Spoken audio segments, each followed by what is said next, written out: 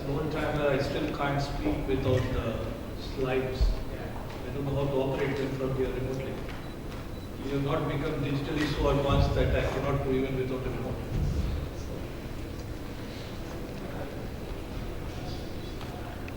Okay.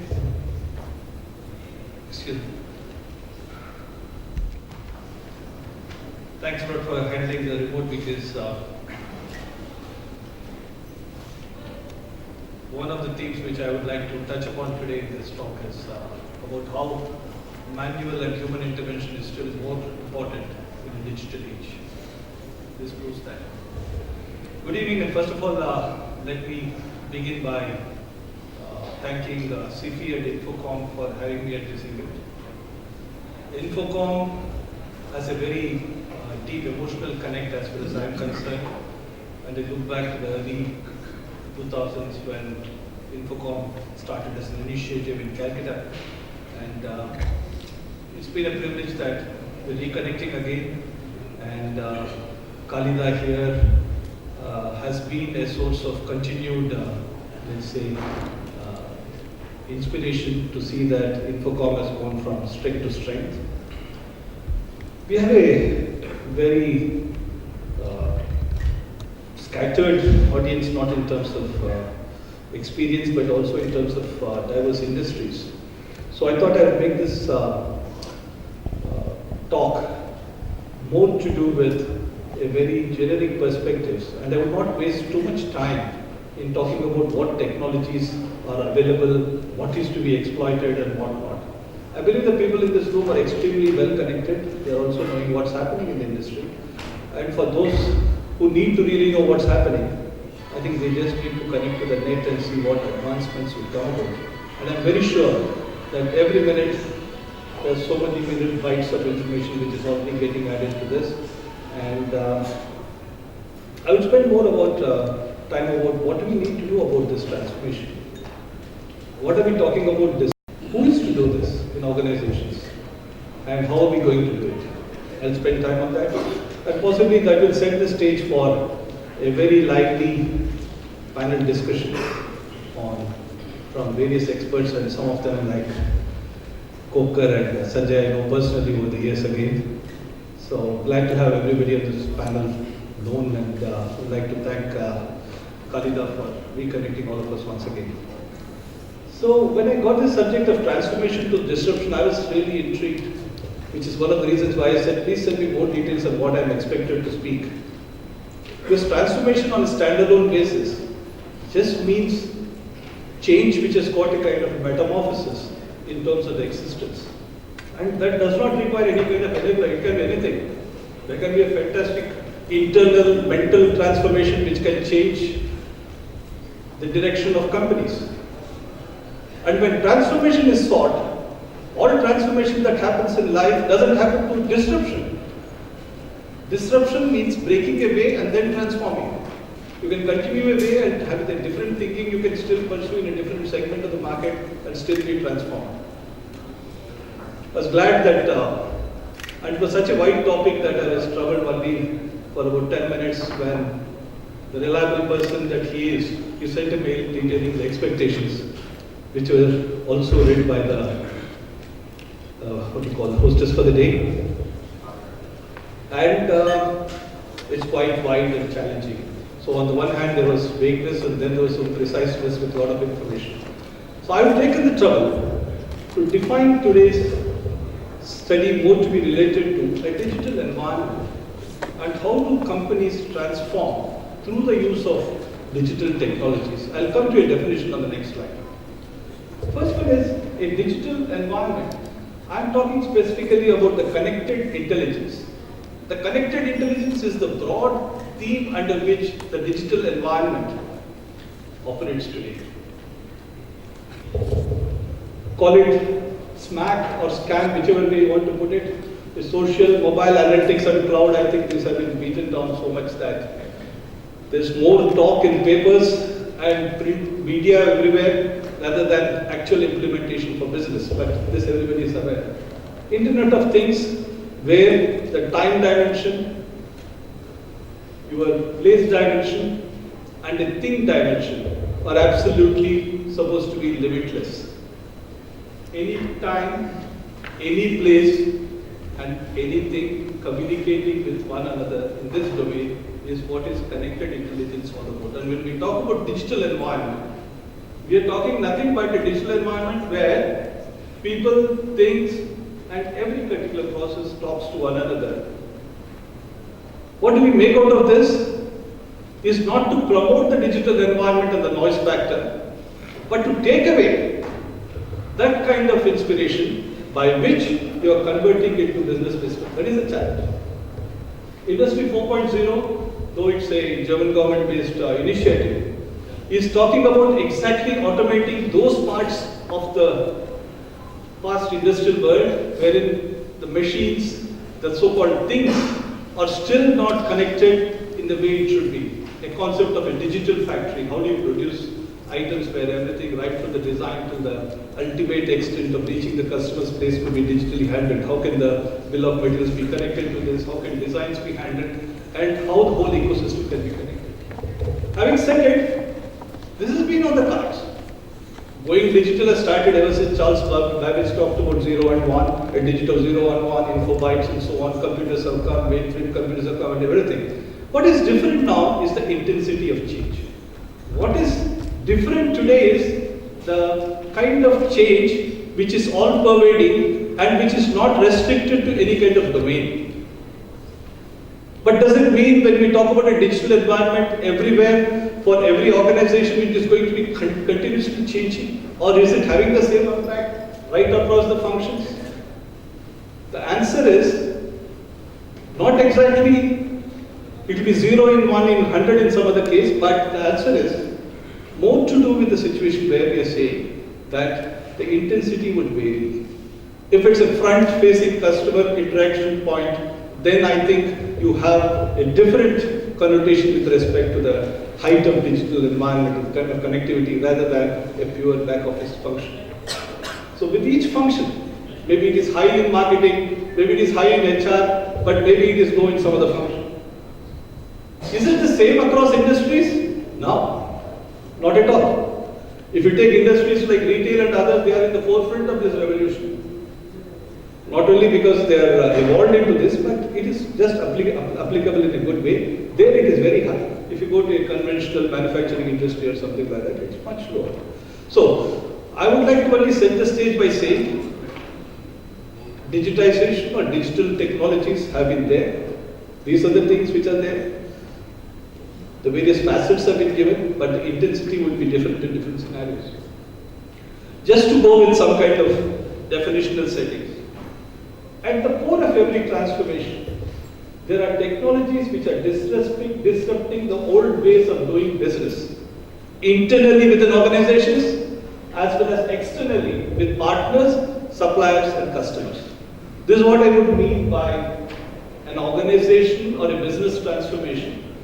And the technologies that are disrupting the old ways of working are the ones which we are talking about as being relevant for the digital transformation.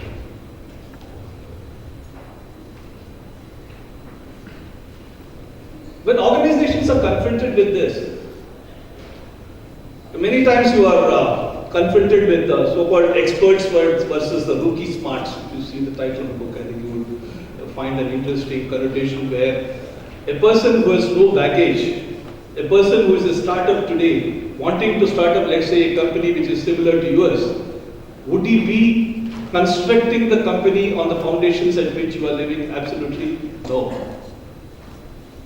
There are advantages and life would have been simpler if there has been no baggage. I'm not too sure whether there's anybody in this audience who can claim that they're representing organizations which absolutely have no baggage and no systems at all. And if there are certain privileged few, I would like you to raise your hands, please. Anybody without any baggage? I'm not talking about the karmic baggage and all that stuff. I'm talking about the real system baggage. Nobody from a fresh industry? Fantastic. Then we are in good company. There are startups which don't operate anything. They don't even have sometimes any IT. Everything can be bought on cloud. There's no mail system as well. There's no other problem. And when you ask them Is there a problem of security and other things? That guy says, what security? You understand? So this is what the new baggage comes because they are experiencing a very different paradigm. What we need to talk about when transformation comes is not exactly converging on how to do business with a fresh green start as a greenfield approach, but as an approach wherein we are talking about how do we change from here to there and be digitally that much more advanced. There are many things people would say. What exactly is this digital transformation? And if you look at it very really, digital era is still in its infancy. And that's a good thing. And it's not too late to act. I'll shortly come with a couple of examples to tell you that it appears that there is still time to act, but appearances can be very deceptive. People are still formulating various strategies, taking the baby steps, and some of the early adopters have already succeeded in having competitive advantages built up in the marketplace.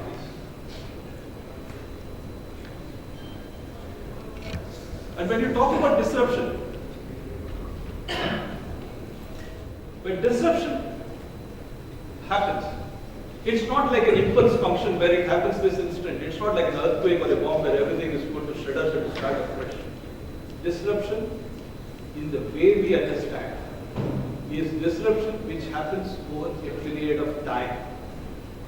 A period of time where we could have differences in saying, what would be the cycle time? What is the time to react? This could be the basis of reflection. But if somebody says, I'm definitive that you'll have to better do it in 1 month, otherwise everything is closed, I think it's absolutely wrong. Yeah? So, this is a good thing that we are still in its, the digital era is in its infancy, and we still have a good chance of making an impact. Why does this happen? If you take Crossing the Chasm as one of the models of Jeffrey Moore's famous book with the same title,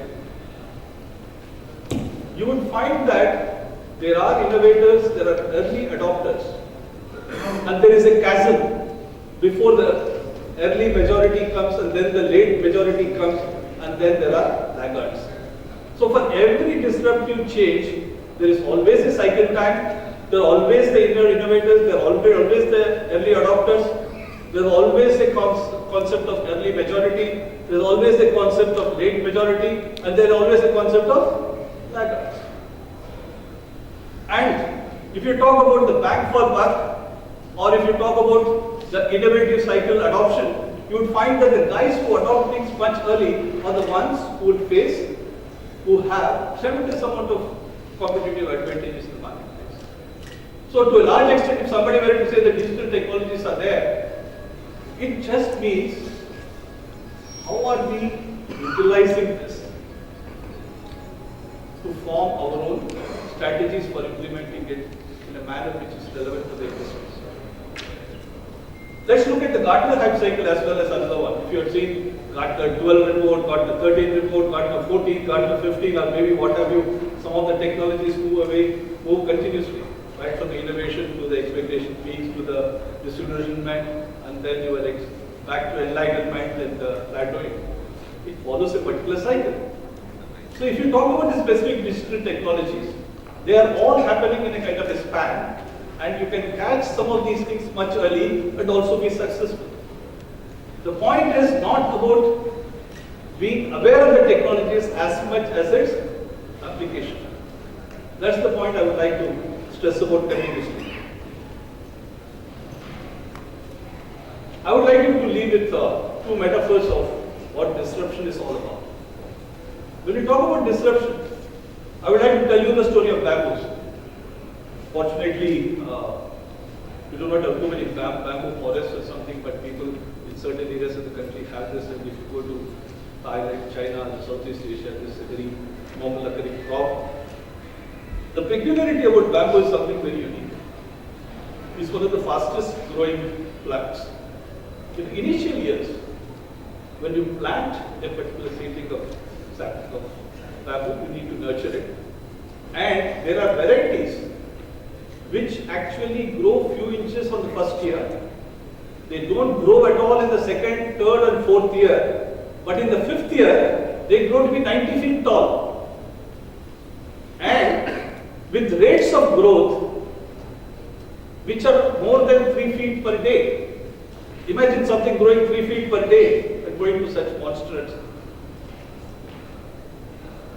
I needed what this example could be used for is patience. You need to be patient. You will get fruits at the end of the day. I try to use it for a different metaphor here. The metaphor is every particular technological innovation, every particular technology always appears to be minuscule. And when it builds a particular critical mass, it goes and shoots out. Right?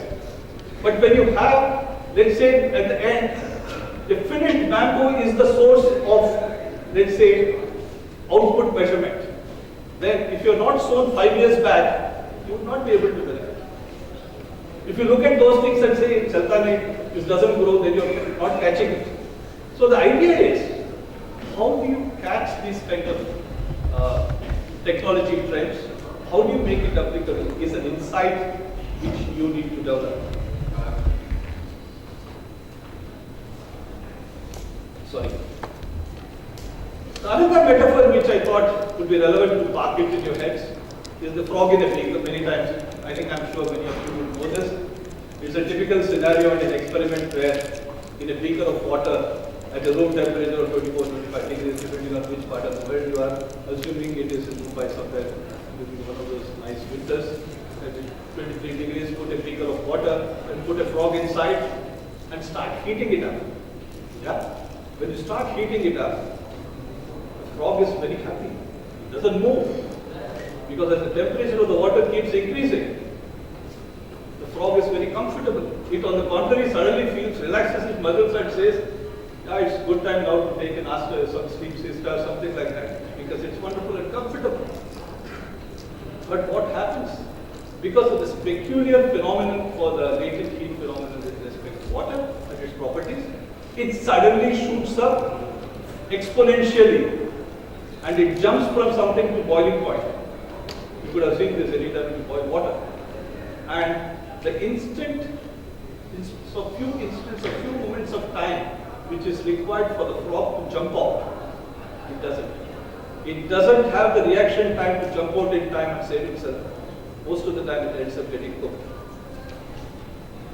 The point here is again simple. If you are looking around in the industry, if you are looking around and saying, oh, this is a technology which is there, but not too many are using it. Not others are using it, right? Your knowledge of what's happening is limited by your own experience and your feedback mechanism, nothing else. You could stay like an ostrich in a desert and also bury your head and say nothing is happening.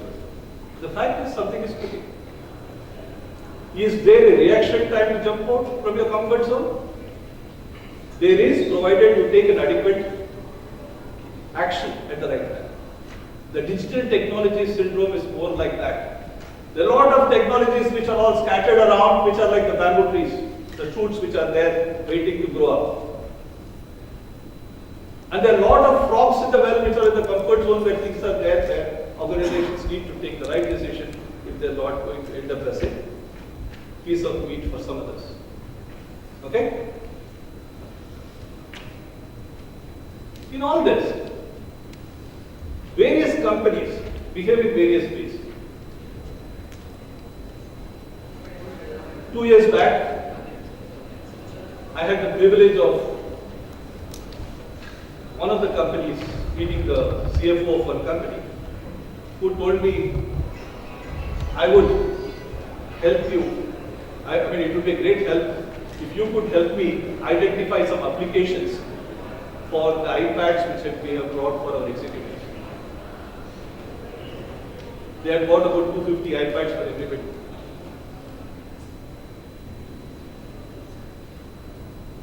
Think of anything. I said web browsing is a good thing. It could be faster, it could be made better, maybe they could do the mail later. But I could not think of any application. Maybe there could be mobility coding, SAP could be ported or something like that, but I couldn't think of anything. 6 months later, we met at a party. And when I asked, what happened?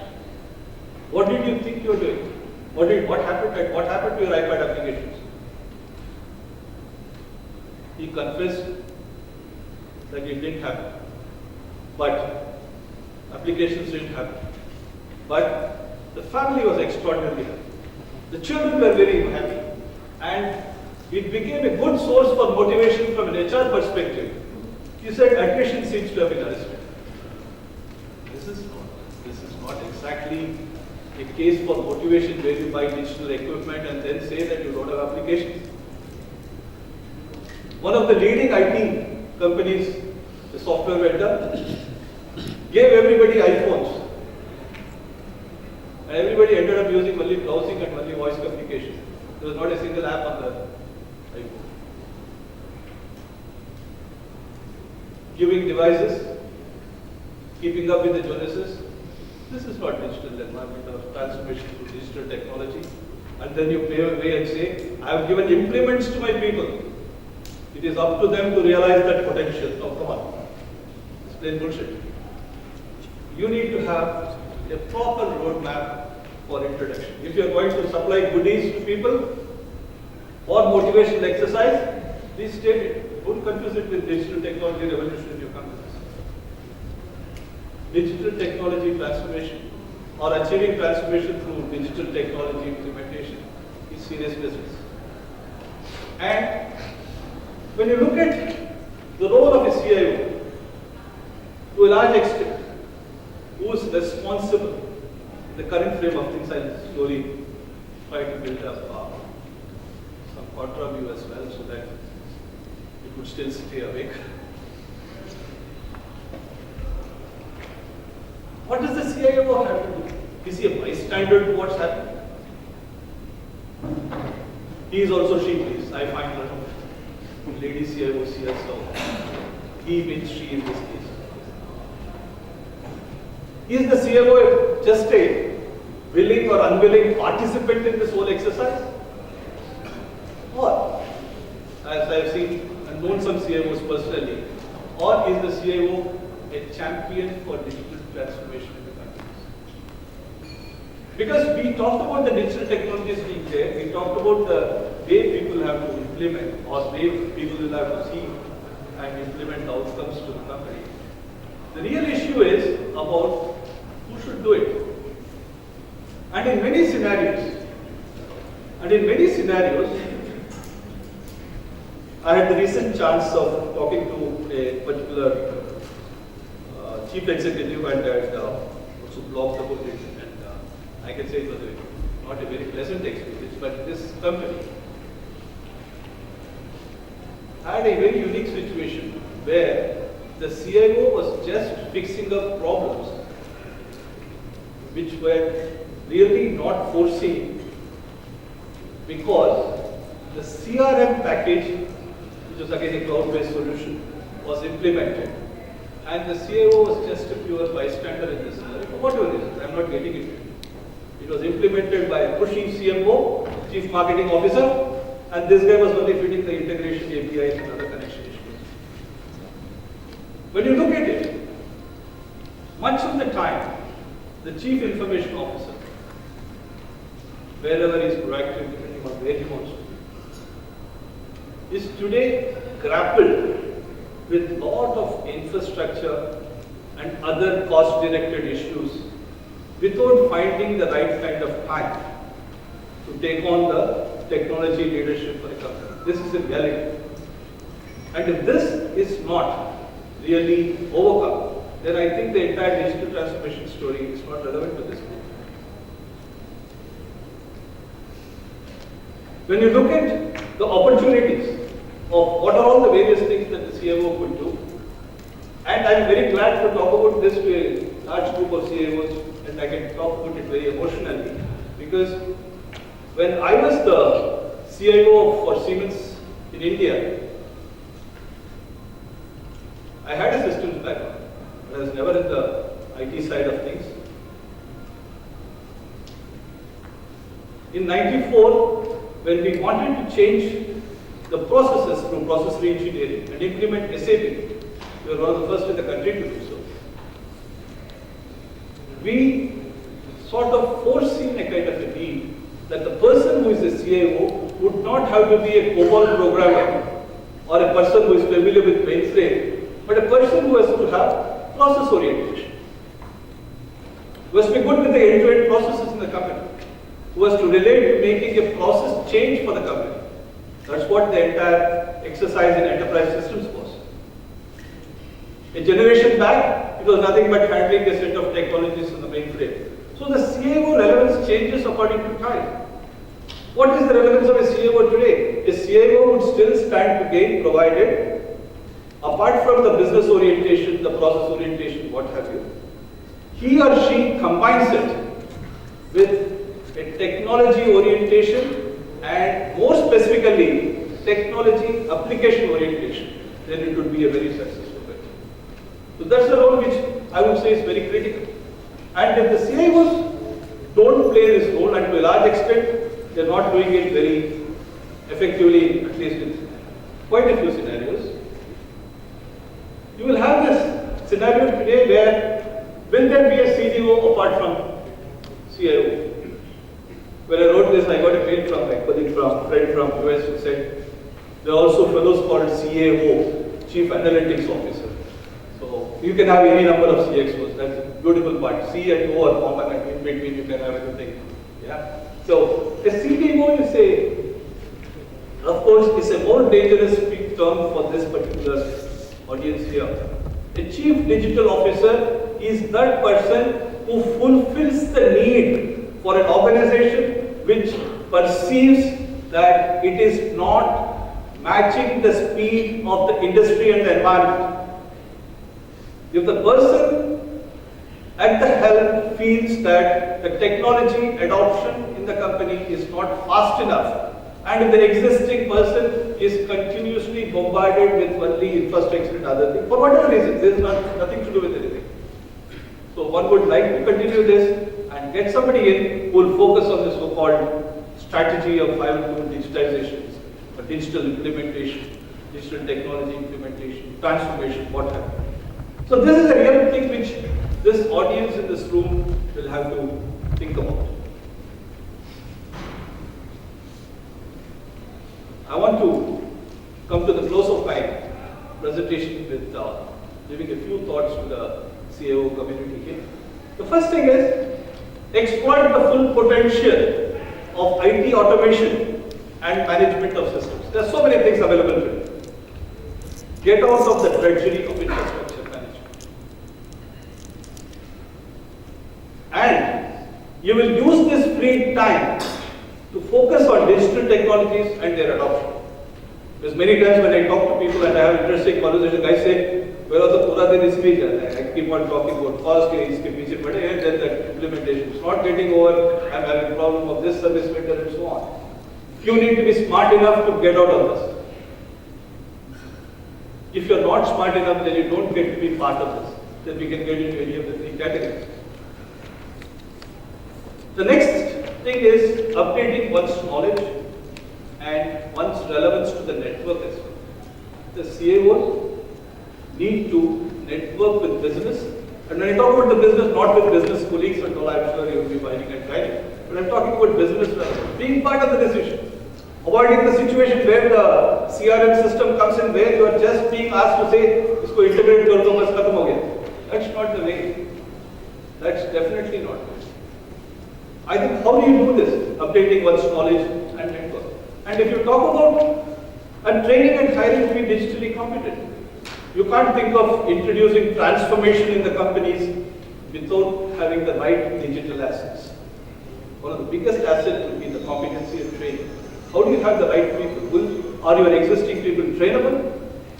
Or do you need new talent? You yourself should look at a mirror and then do it. Unless this is you are digitally ready, I think nothing will happen.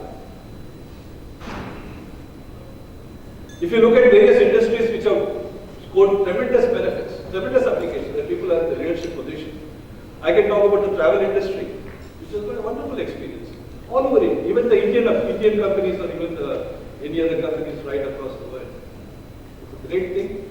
Go to any device, you got everything in an app, and they are dealing with sensitive and private data as well as things. Okay? But everybody seems to be using. You use it for your hotel booking, you use it for cancellation, you use it for booking tickets, you use it for what have you, everything is possible.